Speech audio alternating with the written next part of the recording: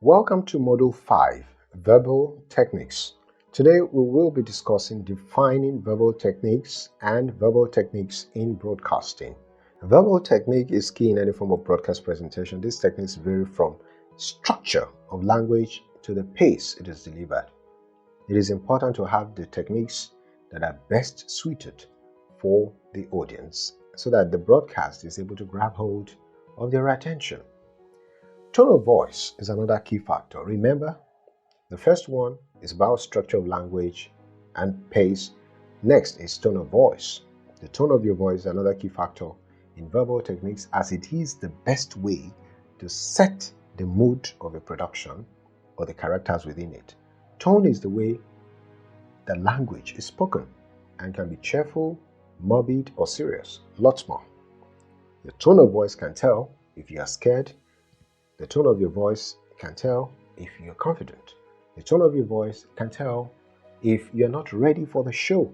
The tone of your voice can tell if you are unserious or you're serious. Like vocabulary tone will be used differently depending on the situation and style of the production. For example, different tones for characters and how a show host will speak. Actors will have developed a wide range of tones to fit the characters and the scenes they are in. Hosts of shows also need to have the ability to adapt tone of voice. For example, game show hosts must have the ability to change between a tone that presents the show in a fun and achievable way, and then have a serious time is running out tone. You see? So let's move on to talk about these techniques in broadcasting. We're talking about verbal techniques in broadcasting.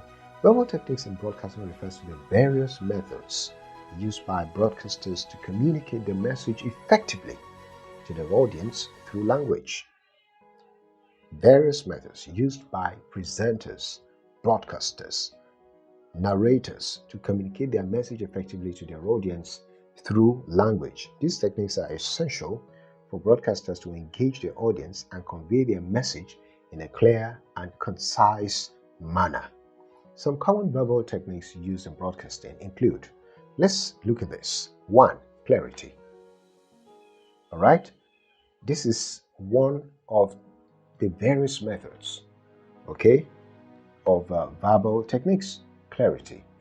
You must speak clearly using proper enunciation and pronunciation to ensure that your message is easily understood by your audience. Clarity. Don't use jargons. Don't speak in an exaggerated manner. Don't try to imitate some foreign accent unless you're joking about it. Another technique is tone and inflection. Tone and inflection. Broadcasters use variations in tone and inflection to emphasize key points, convey emotion, and create a sense of drama or urgency. Now, whatever it is you're talking about, take for instance, maybe you're trying to act like an old man or somebody that wants to scare people. Oh, yes. Maybe you're telling a story. You can decide to change the tone of your voice to what you're trying to convey. And the type of program you anchor would also determine the type of tone you will be using. All right, pace.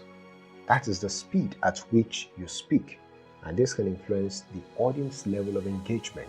If you are too fast, they may not be able to pick something from what you're saying. A slow pace may indicate calmness or seriousness, while a fast pace may also indicate excitement or urgency.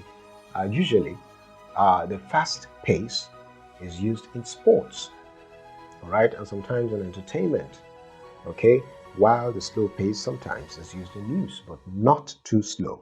Note that. Pitch. Changes in pitch can help a broadcaster to emphasize important words or phrases and convey emotion. It can help you to emphasize important words or phrases and convey emotion. So it now depends on what word you're trying to emphasize. Pauses pauses.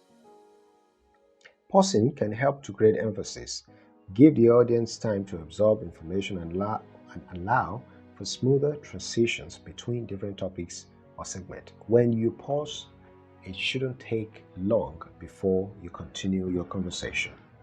Repetition, if it is not boring and if it will not look like you don't know what to say, it can help to reinforce important information and make it more memorable for the audience.